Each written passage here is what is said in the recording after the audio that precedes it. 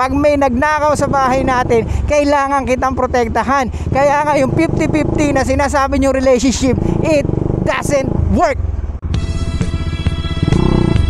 Hey, what's up guys? It's your boy, Suplado Moto. Okay, for tonight's vlog, let's talk about provision and protection. Yaan ang hinahanap ng karamihang babae. At yaan ang dapat pinoprovide nating mga lalaki. So pag hindi mo kayang i-provide yang dalawa na yan ang basic things na dapat meron ang lalaki. Kaya nga, agree ka ba? Kung ang lalaki walang trabaho, dapat hindi mag-asawa. What? Or wag magjowa agad-agad. Yes bro, yes. Dapat ang mga karamihang walang perang lalaki dapat hindi nagpaparami. How dare you? It's because it's so selfish na mag-aanak ka pero hindi mo kayang buhayin. It's not always about sex or pleasure. If we base on mating strategy, yung mga lalaking ganon na hindi kayang magtaguyod ng pamilya is walang karapatan na magparami. What? Kaya nga ang babae merong filter mechanism. Pag yun ang sira sa babae or hindi niya na-develop ng maayos, it's not about the love. It's not about how she feels. It's about how she filters the guy. Kaya kung lalaki ka, Brad, make sure meron kang kayang i-provide sa relationship. Not only financially, kundi spiritually, emotionally, and of course, mentally. Kasi pag nagkaanak ka, ikaw ang gagayahin ng mga anak mo. Ikaw ang susundan nila bilang lalaki. Kaya nga sa Bible, God first, men and women. So dapat, wag mong ilagay sa pedestal ang babae dahil meron siyang kipi. What? Gets mo? Lahat ng babae may kipi. What? The problem is, masyado mong sinasamba ang kipi niya. How dare you? Yung provision na binibigay natin sa isang babae at sa ating pamilya, yun ang hinahanap nga ng isang babae na pag hindi mo nabigay, ibig sabihin, you're not allowed to procreate. Ibig sabihin, hindi ka dapat magparami. Gets mo? So dapat, you need to know how to provide more. And you need to provide properly in life. Okay? Oh my God! Yun. So yun nga. Pag alam mo sa sarili mo na hindi mo kaya i-provide yung mga pangangailangan, pag ikaw ay nag-girlfriend, nag-asawa, hindi ka dapat mag-girlfriend or mag-asawa. Kaya huwag kang magmadaling magjowa kung alam mo sa sarili mo na wala kang kayang i-provide. Gets? Tatandaan mo, yung provision na yan ang hinahanap ng mga magulang ng mga babae. At yan ang hinahanap din ng iyong girlfriend. Kaya nga, women always looking for the best guy because women are looking for security. Pag hindi mo nabigay yun, yung provision at protection na kailangan niya, you are not allowed or you may not get women or it's hard for you to pull women. So provision and protection ang hinahanap ng isang babae na dapat maibigay ng lalaki. Kasi ang buhay ay hindi lamang may makain ka, okay na.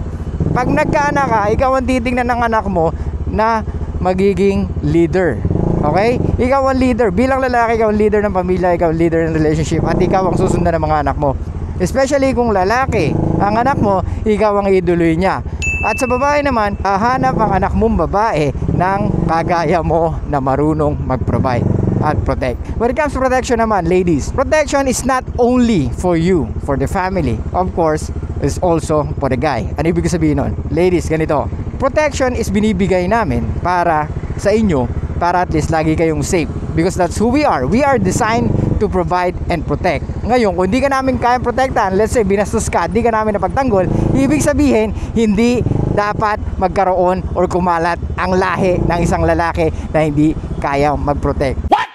Kaya nga magkaiba ang loyalty nating babae at lalaki. Okay? Ang babae, ang loyalty niya is she needs to stay pure. Okay? She needs to stay loyal.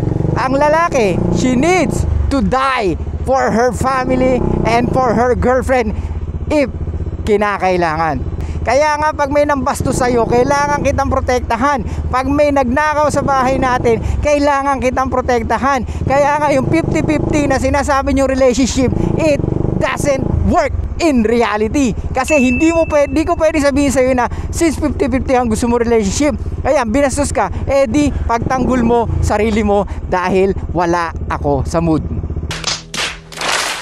Gets? Ang loyalty ng isang lalaki is to provide and protect you until the day he died, hanggat nasa in a relationship siya sa'yo. Kaya nga huwag kang magagalit kung sinasabi niya huwag kang mag-post ng sexy picture, huwag kang magsuot ng provocative clothes, no male friends, kasi alam niya yun yung mga bagay na pwedeng makasira ng relasyon.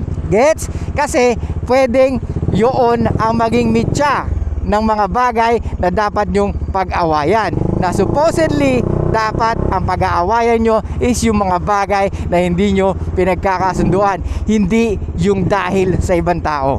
Gets? Ladies, hindi controlling. Pag sinabi ng lalaki huwag kang lalabas ng nakapang sexy, lalo na hindi mo ko kasama. Dalawa pinapakita nun. Unang-una, gusto mo ng ibang atensyon ng kalalakihan. At pangalawa, you're showing your skin with other guys na dapat lalaki mo lang or boyfriend mo lang or asawa mo lang ang makakakita. Kaya wag matigas. Wag mong sabihin it's 2024 na. Iba na ang panahon ngayon. Yes, iba na ang panahon ngayon. Pero same thing pa rin kung paano ang libido ng lalaki since the beginning of time. Oh my God! Even yung mga babae, same pa rin yan.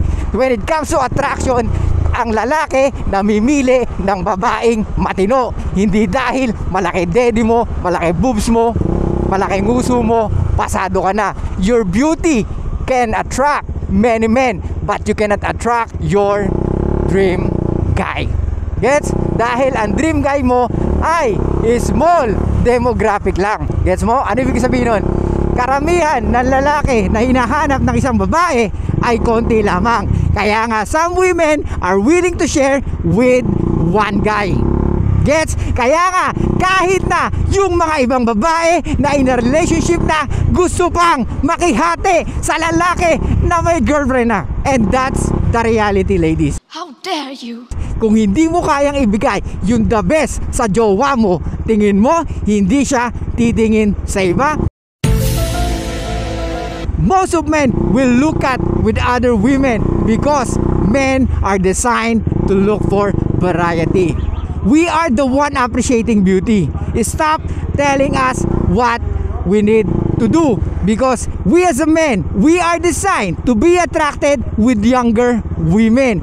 We are attracted with younger women because it's hard right for us. Gets? Same thing sa mga babae na naghahanap ng lalaking pogi, matangkad, may pera. Yung tinatawag na 666. Hanggang maaari sana 6 flat, 6 figures ang kinikita at 6 abs. Gets? Because that's a sign na magiging maganda ang kanilang pamilya. Because women are looking for security. Okay? So, protection, ladies.